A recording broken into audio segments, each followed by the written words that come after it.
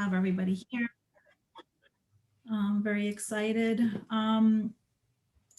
So tonight we have Esin joining us. She's a dual licensed New York engineer and architect, an immigrant from Eastern Turkey, my hometown. She will share her hands-on experience as a builder on construction sites using her projects as examples.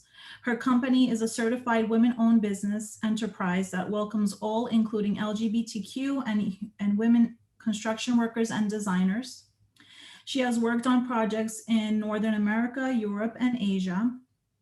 Esin has recently held positions of principal at EPA, director at Vidaris, vice president at Falcon Group, director of new construction at Rand Engineering and Architecture, and project manager at Douglas Lister. Her practice focuses on skyscrapers and adapting renovations in New York City's New York unique historical and environmental context, including commercial, residential, institutional properties. She has volunteered for Architecture of Humanity projects over a decade, worked as a site director and advisor registered architect for post-Sandy recovery projects. She is also involved in teaching lead programs to fellow architects and engineers. Esin's projects and articles are published in Architectural Record, Habitat, BetonArt, and New York Real Estate Journal. And also, let's not forget that she is also a sailor racing the Nyack Boat Club and also flies a Cessna 172. I think that's really awesome. Super excited for you to be here. I can't wait for your presentation. I think you're gonna take it away now. Thanks, everybody. Okay. Thank you so much, Graciela and Ebru, for having me. And thank you so much for everyone showing up to this on a Thursday, 6 p.m. I wasn't expecting, but one person who my husband's aunt was supposed to come and listen to what I've been doing here in New York. So yeah, from the bottom of my heart, this is so humbling. To me, it's just work, but when appreciation comes or when people want you to tell what you're doing, it's always exciting. To make it easier, I'll just, since we are all building professionals, architects, engineers, we would love to look at the construction and talk about it easier. I'll just share my screen to go through what I have prepared for you to just, wait, no, stop share. It started from the end of it, sorry. So let me see, I have two, that's why. From the first one, share it. Okay, awesome. From the beginning, yes.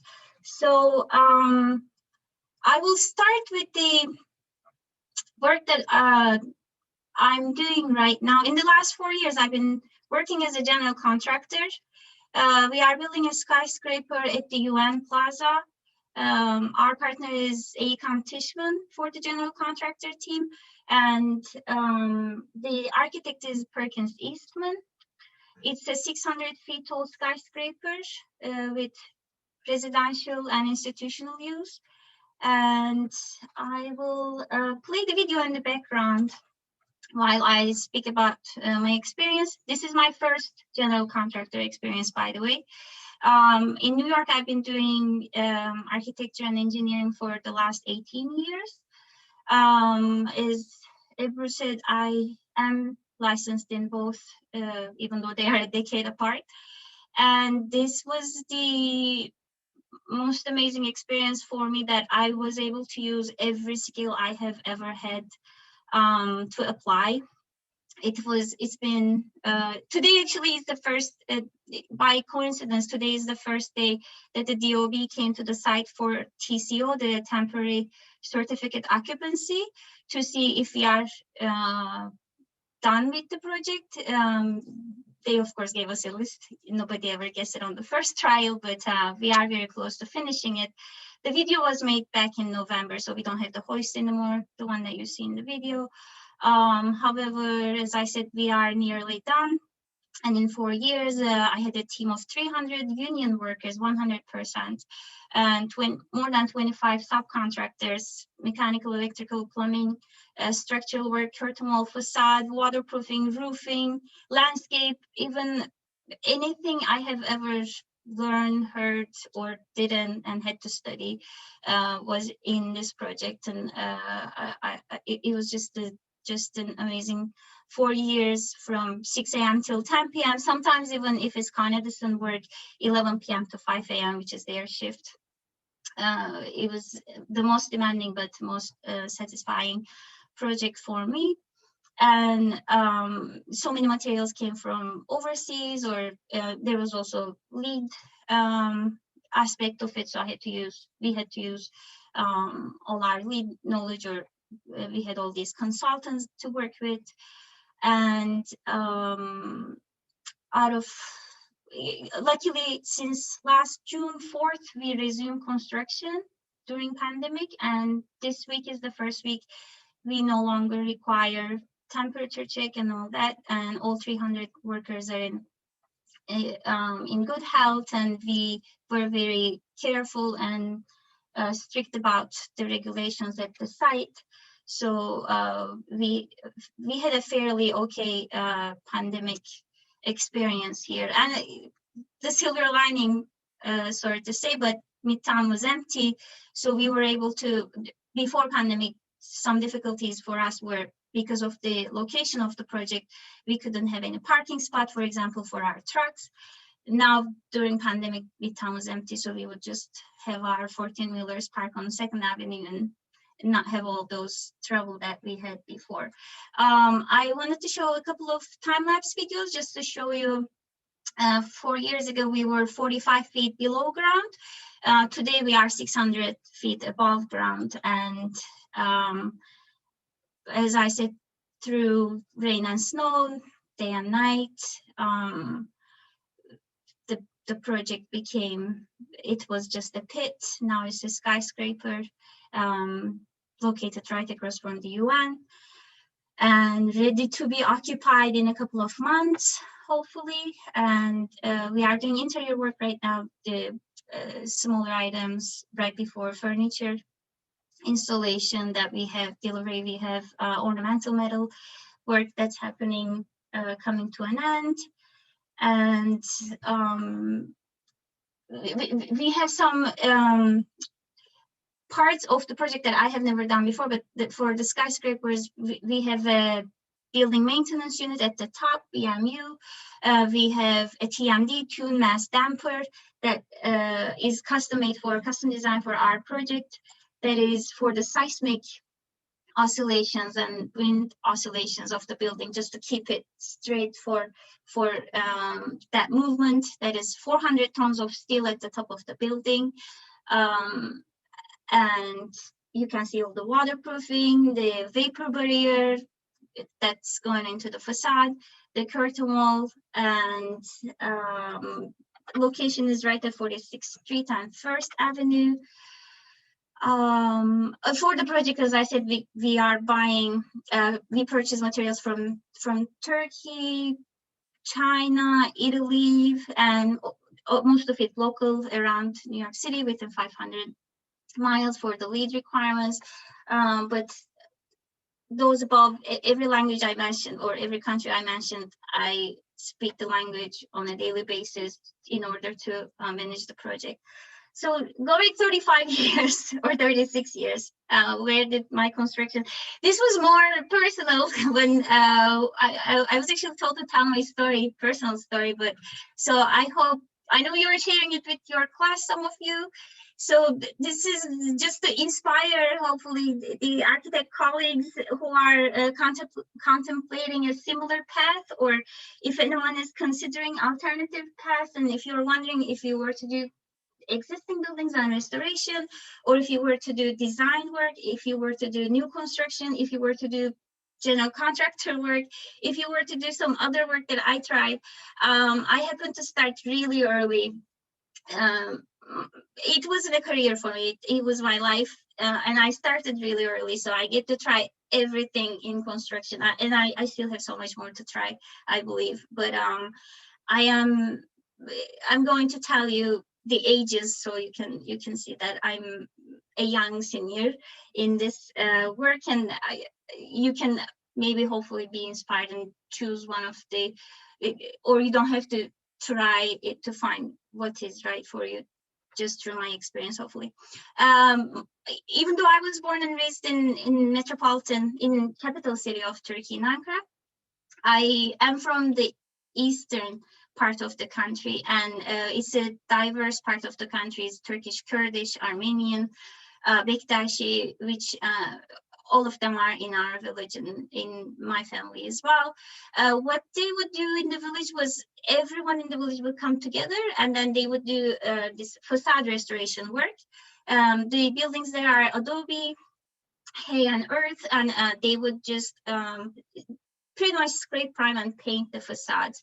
And when they after repairing the damaged parts, and then once they removed, scraped, primed, and then painted, the final coat would be this gypsum white coat. And then they would bring all the kids together. To the kids of the house, that house would press their hand and make a print of their hands on the facade. And then every time they did the restoration work, every summer or every other summer, you would see how much you grew up since the last time. So it was one of my favorite things to do. And I have just so many cousins, and that was the most festive thing. It would be kids, aunts, grandma, uncles, everybody in the village will come together. So construction for me was this festivus thing that everybody did, the most diverse, the most lively thing. And then I was 16 when I got my first paying job in an architect's office. This was when I wanted to learn how to do architecture. This was before college. I went to the president of the Chamber of Architects. That's how I thought as a teenager. Who is going to teach me architecture? The president of architects. Where is he? At the Chamber of Architects. In my grandma's, my grandma lived by the beach in the Mediterranean, south of Turkey at that time. So I went to him and I asked him to teach me architecture. So he taught me how to draw straight lines, how to tape the paper, sketch paper from diagonally so it would be straight, all that. And then I decided to go to college to learn it properly and officially. But even during this internship, the office had real interns from college students, and I would always do their site work because that was my favorite thing to do. And sometimes they wouldn't want their clothes to get dirty. Sometimes they just didn't want to go to the site, so they would send me to take photos, get information, some kind of site reports, and that's how I was understanding that I wanted to do hands-on construction no matter what I do. I was much more interested in that than designing. I would admire a good design, but I would be more interested in details and more interested in the construction itself. And then I went to college, and there are so many men here, which is also something I wasn't expecting. But in college, I was, for those of you, I think all of you who don't speak or read Turkish, it says they walk without men. This is my college years, March 8th, World Women's Day, just asking for equality in everything, trying to save the world like every other young person. So my college years were just understanding and having priorities of what am I going to have as a purpose in life. And okay, end of the college, about 8 days after I graduated, I've never heard of, I had my internships in Europe, and I had work lined up, France, Belgium, Luxembourg, and Amsterdam. One of my roommate's classmates had this thing called diversity lottery, green card lottery for America that he was obsessed with. So he applied for all of us to join it, which is something you just, this is back in 2003. So you mail letters and join a lottery, and then I won it. I didn't know what it was. I didn't know what I want, so I said, okay, let me just go to America and figure out. Because I didn't really, I knew Europe, and my experience was in Europe. You would just go to, just fly to wherever, and then you will take the shuttle to downtown, and in downtown is a central location. You will go to a hostel, and then you would start at the hostel and look for a job and do your just start living there. And then that was my idea. So I went to a travel agency and I asked them to give me the cheapest ticket to America. I didn't have much anything in mind, and then they gave me a ticket to Akron, Ohio. So I went there. I was, to me, America was America. Even though at the customs I was flying through Chicago, it wasn't even a direct flight, obviously. From Istanbul to Chicago to Akron, the customs officer at the Chicago, I had all my paperwork saying that I was a permanent resident, but I didn't speak much English, so I have my dictionary. And then he was like, "Where are you going? Why are you going to Akron?" Was his question. And I was like, "America?" He's like, "Don't go, boring, boring." But it turned out to be my favorite. I call it my hometown. This was in 2003. I still speak with them. I worked at the Burger King. It was a very different experience than Europe, but the uniqueness was really exciting. And then this is only 3.5 months, but it's still, it was my hometown. I learned how to apply for jobs after 3.5 months of learning English, which is, again, 2003, you have monster.com and careerbuilder.com. So I started putting my resume everywhere. And after 9 failures, I got my first job in Baltimore, Maryland, Silo Point. I don't know if you ever go to Baltimore. If you go to Inner Harbor, you will see my project. It was the most amazing, one of the most amazing projects even today. That my boss, Christopher Paffel, he and the developer, they partnered up. So it was a design build project, and I was just so lucky to start with that. That the size of it was an adaptive renovation. It was new construction. It was restoration. It was a National Registry building, so it was historic preservation. It was just everything. It had so much steel in the harbor area that we had to use TNT for demolition. Very, very involved, comprehensive project to begin learning, at least to learn the language of the job. That this was amazing for me. And then I came to New York and I started doing architecture, and I started working in architecture and engineering offices, and it was almost always hands-on. No matter what type of job I did, I always went to see my projects, make sure that the contractor is doing the work that I was designing, or I was writing, or I was specifying. So I learned how to write specifications. I learned how to do contracts. I learned how to do landmarks applications for historic preservation projects. I learned how to use materials. I learned how to, I pretty much worked on every material ever. And most of the work was facade engineering, building envelope, roof systems, and most of the projects started with Local Law 11, which is now facade inspection and safety program, which is every building in New York City that's above 6-story tall. Back in 1980, Grace Kim, a Columbia student or Barnes student who was hit by a piece of terracotta and she died. And after that, it became a local law in New York that every building over 6-story tall needs to be inspected. The entire facade and roof, the building envelope needs to be inspected for public safety. And then this helped because it's every 5 years, and it is staggered by depending on the last digit of the building block number. So that's why you are seeing all these sidewalk sheds around putting up right now, because the cycle 9 just started back in February, end of February, and all the paperwork filing, etc., and the season starting. So the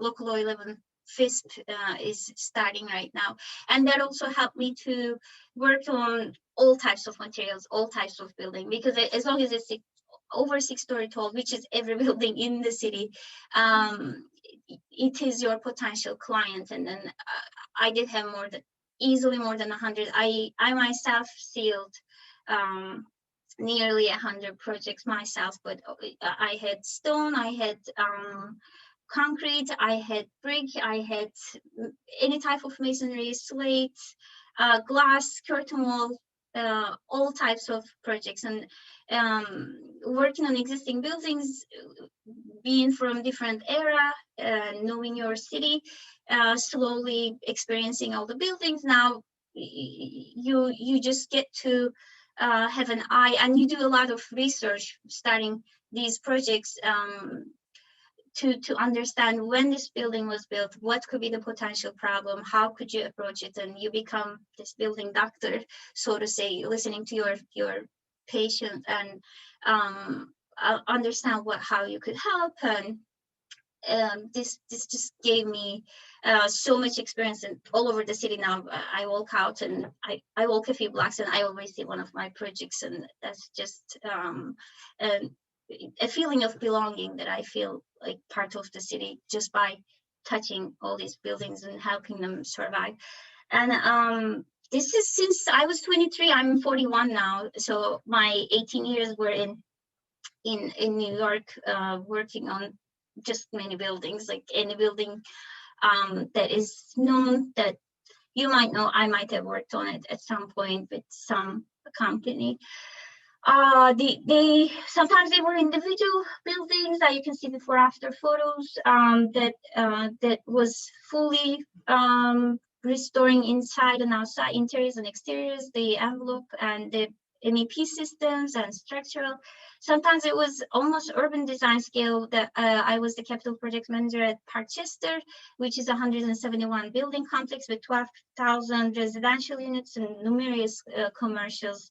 That it had its own banks, restaurants, the medical facilities. The 6th train goes to Parkchester. We had our own train station.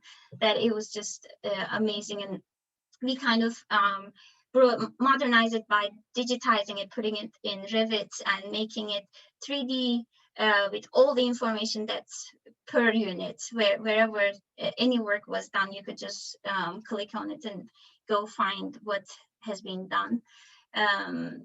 And some others are Hotel Chelsea, Waldorf Astoria, Carnegie House. I did a ton of zoning analysis, new construction plans, ideas, anything you could think of. And then, of course, during this time, as I said, I was working in engineering and architecture firms. It was always a combination, except my first mentor, Doug Lister, who is an architect, the most brilliant for me, and he was also the facade consultant. He himself was getting he has a master's in facade engineering, so he knows how to design just waterproofing consultancy and the curtain walls and anything that is entailing water penetration, air infiltration, and how to solve these problems. I was learning architecture and engineering at the same time, and I did have mentors of engineers and architects. I've got now it's a decade that I got my license as an architect in AIA and lead AP, and then meanwhile, again back to beginning of the immigration times, that I was working as an architect in the architecture office full time in the evenings, and every Saturday for many years I went to study engineering. This is one of my 9 p.m. Chemistry lab class photos from 2004, I think, or one of those times 7. I was very much interested in habitable space modules. That was my goal, to learn from engineering. I want to combine my architecture knowledge and skills with these engineering. So I started with aerospace and mechanical engineering, because I met NYU Poly had this presentation for new students, and the speaker there was Charles Camarda. Professor Charles Camarda was the chief engineer at NASA, and he was an astronaut, and he graduated MIU Poly back before it was MIU. It was Polytechnic Engineering School, and then he inspired me a lot. And then I want to be a space architect. And then I did apply to NASA to become an astronaut for many years until the age limit is, I believe, 32. I didn't get it, but I mean, I did learn how to design modules, and I got my PE license after that. Working on, I switched from mechanical engineering to structural engineering to kind of learn how to make my design stand. And my husband said this looks like animal cruelty, but it was cruel to work full time and study full time for all those exams. And my cat was with me all the time. As Ibra said, I did learn how to sail and fly. Most of those skills I also use for construction, recording my projects. Some other side experiences I was curious about, and I hope to inspire that. I wanted to know, because of the facade work, when I doing hands-on inspections, I wanted to recognize the material. I wanted to know limestone from sandstone. So I had a residency at the American Academy in Rome for 1 year as a fellow traveler, and there I met Peter Rockwell. He's Norman Rockwell's son, even though he hates being called that, because he himself was an amazing sculptor, and he taught me. I was his apprentice in the studio for the entire year that he taught me how to carve Carrara marble, how to do work with granite, how to recognize any of the stone, how to use clay and terracotta, how to shape things. So that was, I think that was an amazing experience. That wasn't directly architectural engineering, but it did help me very much to recognize materials, find where they could come from, purchase them, and for when I became a GC, to find where to find good stone. And I went to China, which was my favorite experience, I think, in life. That I worked there as in-house architect for a Chinese company. That I built, design and build factories, paper factory, paper machinery factory, marble factory. And there I learned how to recognize, again, materials, recycle paper to paper, where to get them I had a more global understanding of what is where and how to get it, or which one is the best, or what is worthy. And but of course the food was so amazing, so that's why it goes on top of my list. And another experience that I was curious about, how to use my skills for the goodness of society, because I didn't want a house, I didn't want a car, I didn't want anything expensive, I didn't know what to do. Even with my money, I didn't know what to do with it. And I was having all these executive jobs. After having all the experience, I became the vice president of a 9-state company. I was the head of New York office. So I decided to come back home and see what I can do to help. But my dream project was to build, to have a team of women construction workers, and I want to teach them how to do construction and build something for themselves. So that was the general dream project. But during that time, when I decided to come, it was war started in Syria. So I was driving around to find a city in the east, but then I was driving through these places that I wasn't the most I wasn't ignorant, but then I wasn't the most knowledgeable or closely following the politics person at that time. So I was just dumbfounded at how there were these people who were running away from the war in their slippers, and I met this organization that was helping them with like boxes of things, trying to give food, clothes, etc. So we teamed up together and then decided to have this center for people to come and not to give food and shelter, but to give them skills to do, or have them utilize the skills they already have from their country to somewhat start a life, somewhat have independence from others, have some strength. And it was a refugee center with an existing building, restoration, and shipping containers brought together, designed for them, because this was the time when if people from east of Turkey came to Turkey, that this was a local regulation that they didn't have the refugee status, they wouldn't count as status. So it was not possible to build a building from scratch, like dig the ground and do foundation. So these shipping containers were vehicles. So we said, okay, let's put them on wheels, and then we will say, yeah, these are not buildings.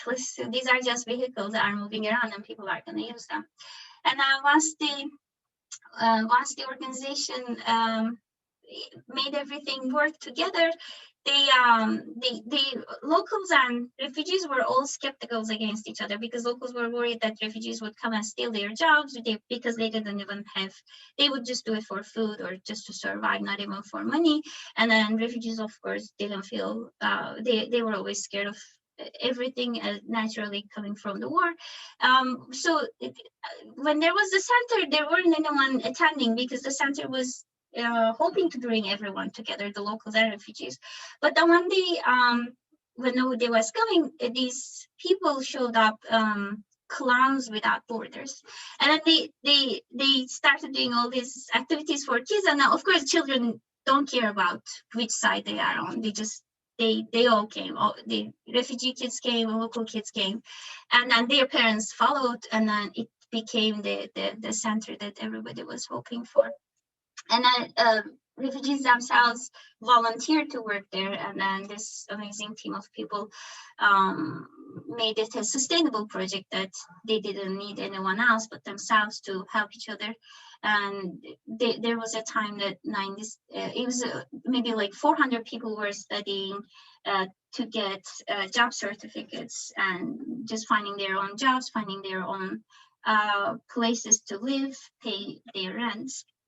Another project, this was the dream project more, that after having the pause for and just going in another directions to help with the war happening near you.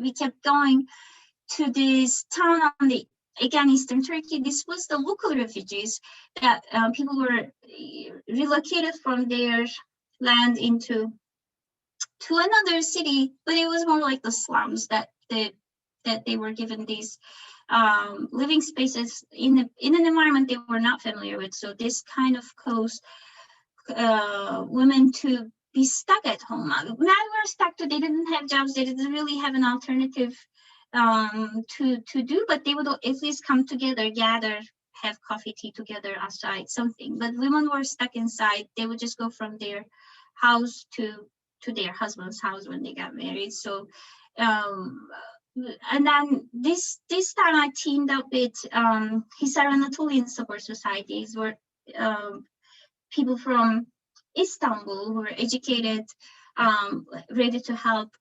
They reached out to these women, and they gave them skills, helped them to gain skills by sending them to university for how to learn how to do beekeeping. And they were also doing, because where they were from is this mountains full of flower area, that they had amazing carpet weaving skills, because that's where the color comes from, the dye comes from. And I wanted them to so we wanted to give them they wanted to give them, the women, a center build it. I wanted them to build it themselves and get the money for construction, because that's what pays a lot more than many other industries. I didn't want them to sit at home and wait for someone to come save them, build some building. I wanted them to learn how to build it for themselves.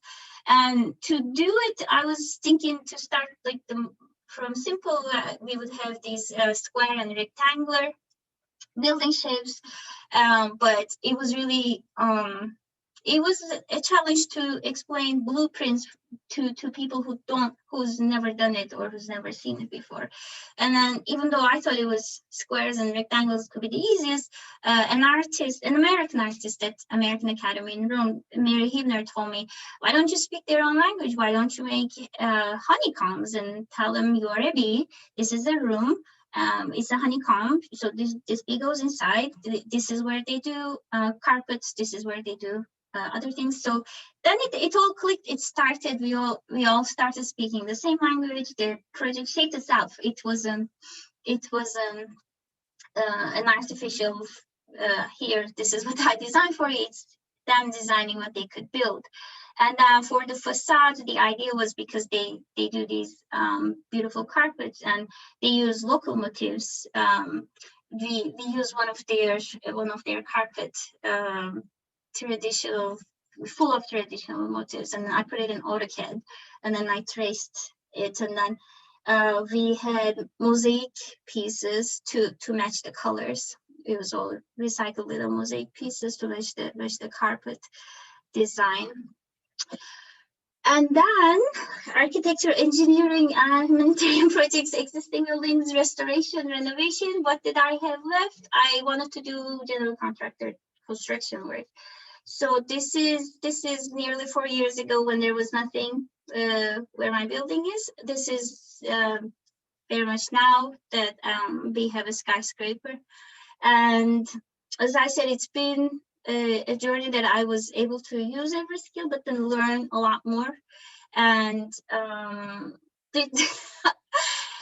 I wasn't expecting all these men watching, but hello, I work with them every day. So even when I was interviewed very recently, I was interviewed by a women-only group, and I kept calling them guys, because I work with 300 guys, and every day I only say, hey guys, do this, guys, don't do this, guys. So I'm even having a hard time fixing my language. But this is the most I was the only woman when I was the vice president at the engineering company, or certain places there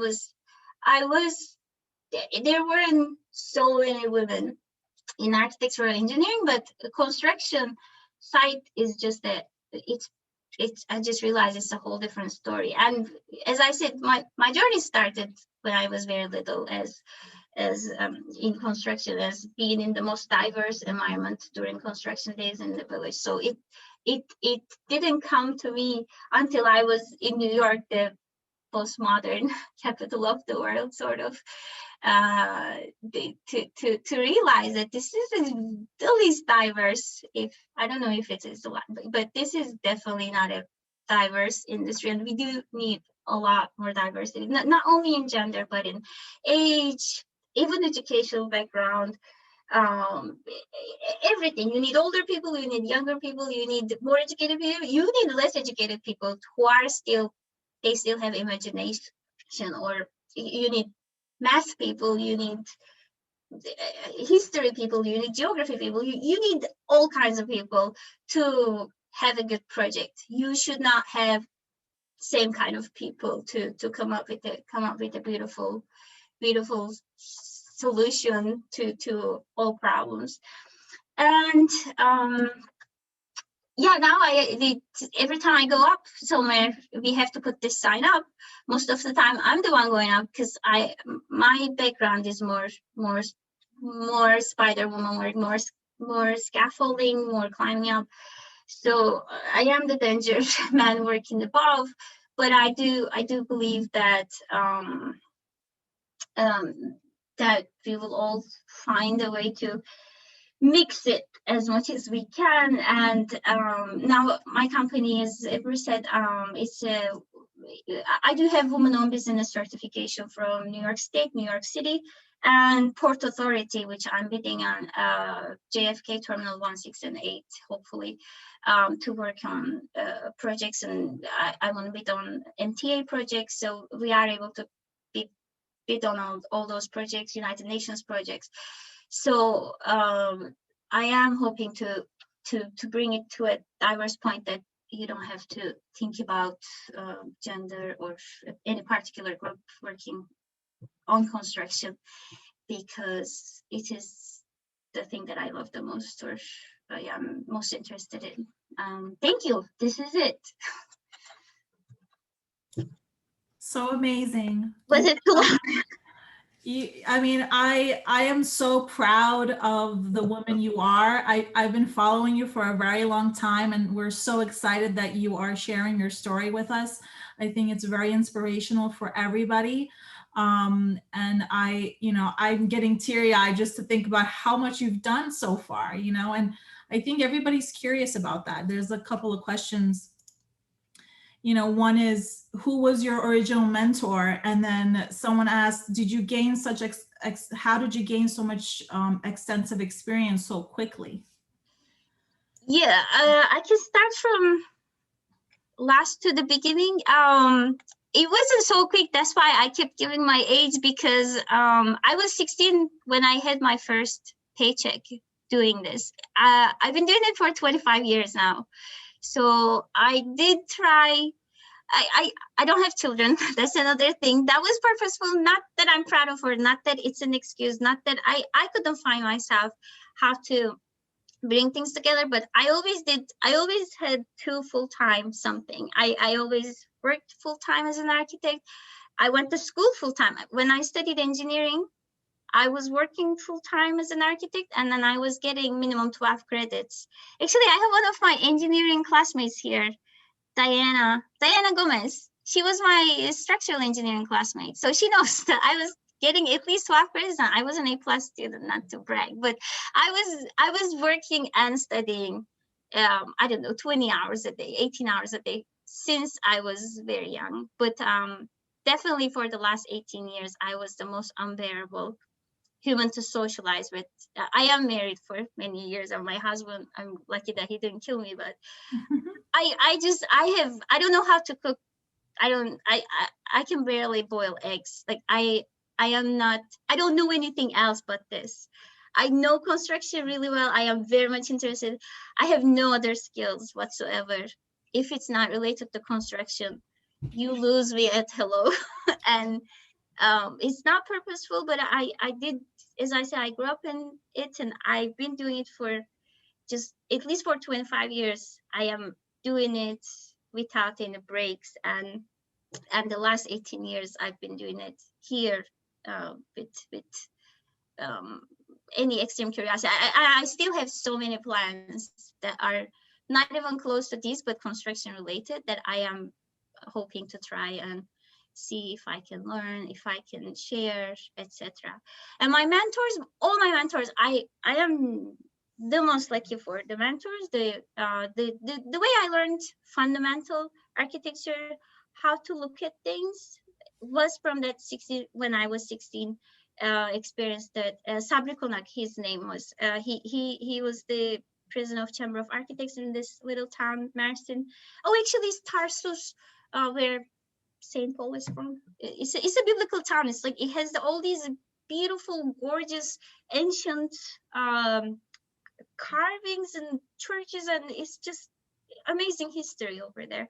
And he taught me, just as I said, how to take paper. He had so much patience. He started from scratch. I learned how to hold the pen, I was doing ink drawings that he taught me, just to do like just 1/8 of an inch extra line at the ends, etc. All those. And then my mentor, Christopher Paffel, who gave me the chance to do architecture, and in that company I had Robert, I had Paul, Jessica. Everybody was just so patient with me, because I didn't even speak English almost at all. I was just, I mean, he told me during our interview, he told me, Chris said, you don't speak English. Why do I hire you? And I told him, I don't want money. I will wipe the tables. Just give me this job. I don't want to be frying fries at Burger King. Although I do love, I still have my best friend from Burger King. He was 16 by then. I was 23, but he was my manager. I love him. It's Justin. But he said, I don't even, like, why would I hire you? But we are architects. We have one language in common, the drawings, the blueprints, the AutoCAD. It is our language. So making cardboard models, I do not need to know any language but this. And this is not what I told him. I didn't know how to say all those. I thought of it, but I said, look, I'm smarter than you, smarter than him, smarter than her. He's like, whoa, whoa, whoa. I said, okay, I am willing to just wipe the tables. Just let me in. And then he gave me 2 weeks. And then he said, if I don't like you, if you can't do this, you're out of here. And then he gave me that chance. And then that, if it wasn't for that chance, I don't know if it would be the same. And then Doug Lister, my mentor in New York City, first mentor, almost 7 years. And even today, I text him photos of my troubles at the site. And I say, how do I do waterproofing here? How do I do base flashing here? And then he sends me a sketch. He sends me an information. He sends me something. This since 2003, 4, for like almost 2 decades. He's always there, always patient, tells me what to do, helps me out. And even those days, we had thermal cameras. He was just so, he had the vision that he taught me that people didn't know how curtain walls worked, and we were consultants that we were doing curtain wall waterproofing details. So now I'm just feeling so comfortable with every material, roofing material, facade material, and waterproofing material. Zob, Steven Tinger, he taught me how to write specifications word by word. We didn't use AIA specs. We used, because existing buildings and restoration requires this scientific individual information per building, because it's so unique that you can't just use the standard new construction AIA specifications. I know how to type word by word specifications step by step to tell the contractor, do this, do this, do this, do this. And that's how I am feeling very comfortable being a general contractor now, that I know if my subcontractor is making a mistake, I have the eye for it. I have the knowledge for it, because thanks to Steven Tinger, Zob, who taught me all that. But yeah, like, I think all in all, a good mentor is like an entire university for you that is looking, just teaching you, just make sure that no matter what age, how much experience you have, make sure that you have a mentor today. You today think, who is your mentor? You must have a mentor every day. And I think that just makes life, I don't know, at least from my perspective, loving what I do so much, having a mentor at all times is my main inspiration. And I think all my skill set comes from them. Yeah, I even forgot the question. We have a lot of questions for you, but I just want to point out one, just in case we run out of time. Okay. Eric is asking, because of your multidisciplinary background, do you see yourself developing projects where you are a design builder as developer? I think this is a great question. I do, yes. I do, but you know, I know what I'm missing on my portfolio. As you can see, I understand buildings. I know how to build them. I know how they should stand. I know how to do design for structural and mechanical and electrical and plumbing. I know how the systems of the building work. I do not think I am, even though I can design small scale, that I can handle building it myself. I think that I didn't want to give this away, but I think I should be in a university environment to learn how to design by conscious. I want to know, like, I don't want to design something to regret it, or I don't want to ruin the planet by adding to it another eyesore. I just want to see, I need to learn more, that I know what I know what I don't know, and I know that I am not there yet to design something that visible or that that is worth designing and building. Like I do feel proud of building at Perkins Eastman building. They are designers, and they have experienced designers, they have educated designers, they have talented designers, they are a team of designers, and it gives them pleasure to build something that is designed by a good designer. I do not want to just go ahead and design something and give it to the earth, and as I said, I do not want to add to the soar of the planet.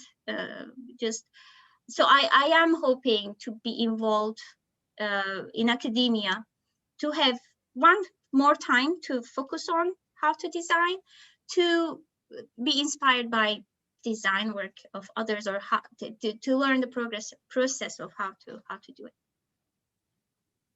If that's okay. Awesome. Well, I think we have another question, right? Yes, we have a question regarding your typical day. How does it look like? Like, how do you do all this? How? I wake up at 4:40. That's the secret. And I live. Oh my God. And I got my place right next to my project. So I don't know if you know any other builders who relocate depending on it. I just bought a place to show that I built this right next to my building. So it takes me 2 minutes to get to work. And as I said, I wake up really early, 4:40 in the morning.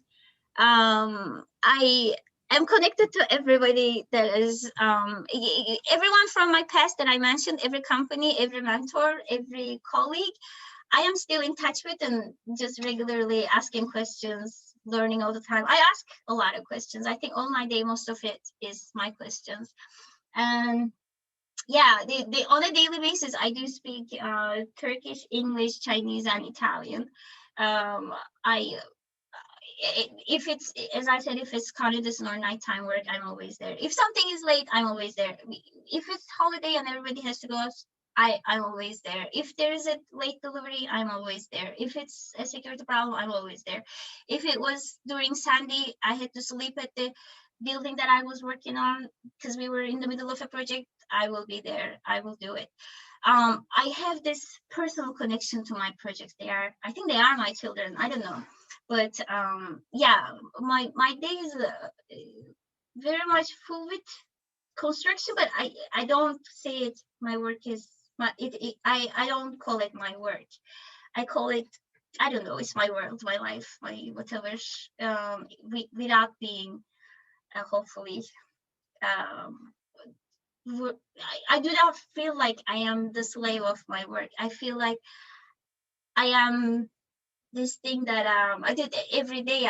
I solve little problems, and I feel just so satisfied with it, for recognizing it and helping it and making people, the end user, to have a good life, because we give them good air, quality environment, nice sunlight, or anything that will make their daily life good, or the city beautiful, or the skyline just as nice as it was, and not a surprise I'm here pointy building. So we have 2 minutes more if anybody has another question. Someone asked, when do you get to fly? On the weekends. Every weekend I fly from MacArthur. That's the connection with Long Island. I drive to I love driving, I love sailing, I love moving around. And then, as I said, I use those skills to check out my projects from the sky, check out my projects from the river. But yeah, every Saturday and Sunday I go to, when the weather willing, of course, I go to MacArthur and fly one Cessna 172 Skyhawk. That's amazing. Let me know when you're here. Okay. Saturday. I will definitely come and look at you. I will not get on the plane, but yeah, I don't take any passengers. Too risky. Esin, I think your story is just amazing. Like, I could listen to you for hours, and I would feel inspired by everything that you do. And I think something that I've learned from you, if you are curious about something, find it, get the resources, get your mentors, learn from others nonstop. I think we are like sponges that we just want to observe. And I feel like I identify with you on that. I just want to learn and learn and learn. And every time I meet someone, I just want to know what they're thinking and what they're doing so I can learn something from them. So I think that's a really great story. And I think this is great to also uh, tell to the future architects and students, mentoring is so important. And I can see from your experience, you learned everything, not only in school, but by other mentors. I think mentoring is more important than whatever experience you have in school, because it's a continuing of your education for life. So I definitely I I'm- enjoyed a lot your presentation. I have a question though. One question. I know we ran out of time, but how come you haven't like have you been teaching like students, young children or college students? Not Is yet. I something mean, I you're had looking for? when through work we had a mentoring program, so I had a mentee for several years from age of she was 10 and then she was 16 by the time we finished mentoring program. And she had autism, and she was, just by pure coincidence, she and I had the same birthday. She was precisely 20 years younger than me, so I had the most beautiful time. But I never thought, because being a student all my life, I never thought I should be teaching. So until somebody asked me, so I don't know if I can say it now. It's not announced yet, but I was actually invited. I get a teaching fellowship from Oklahoma University. I'm announcing it now, but they didn't announce it, so I didn't know. I signed it already, and I'm really looking forward to it. I also proposed the design build project for the fellowship. That might involve settlement in Mars, so just a little bit of announcement, but I am so looking forward to it. I never thought of academia before as being teaching. I mean, I'm always learning at academia. I've been registered at a university all my life since my first day at college. That is 2 decades, but yeah, in actually right after this project, my project is ending in August and my teaching fellowship starts end of August. So it was Students it need your was a big passion. question. You did so much and you're very young. I'm going to say you're young because we're the same age, but you are young and you've done so much. Congratulations. And then how can people connect with you? Just Google my name. I'm the only Esin in New York, by the way. I don't know why, but it's just Google Esin in New York, Google Esin Pektas in New York. You will find my website. You will see my LinkedIn, which I've been using for many years. So I have about 6,000 architect, engineer, contractor connections. So you are welcome to come join me so you can find connections through me, that I have a million recruiters. If you want to change your job, that they will find you because you know me. So yeah, anywhere, just Google my name and we will find each other. I'm happy to connect. Well, thank you so much, Esin. I think this was a great presentation for everyone. I can see the smiley faces of everyone. And congratulations in all your achievements. Thank you again for being with us in your life, in your busy life, spending 1 hour with us. Oh, no, And thank you. I hope to talk to you again in the future. Yeah, thank you so much. I appreciate it. Thank you for hosting it and having me. And thank you everybody for joining us today. We hope to see you again soon. Thank We're gonna you. have more events coming up. Amazing. Bye. Bye, everybody. Bye, everyone. Bye. I'm gonna stop recording.